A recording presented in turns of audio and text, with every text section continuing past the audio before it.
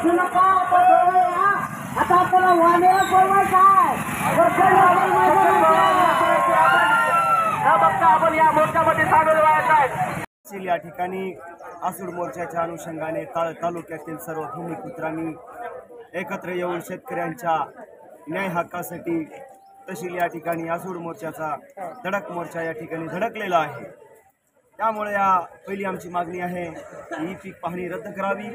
दुसरी मागणी आहे 2022-23 मध्ये शेतकऱ्यांनी जो काही अनुदान दिलं होतं 25% आणि 75% जे काही शिल्लक होतं ते 75% अनुदान द्यावं।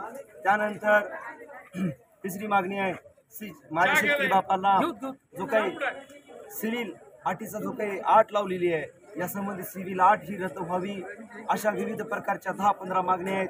वन्य प्राण्यांनी माझ्या शेतकरी बांधवांचं मोठ्या प्रमाणामध्ये शेतीमध्ये नुकसान होत आहे। त्यामुळे ही अशी मागणी अशा सर्व अटी आमच्या मागणी झाल्या पाहिजे असा हा धडक मोर्चा तहसील कार्यालय नांदेड या ठिकाणी धडकलेला आहे।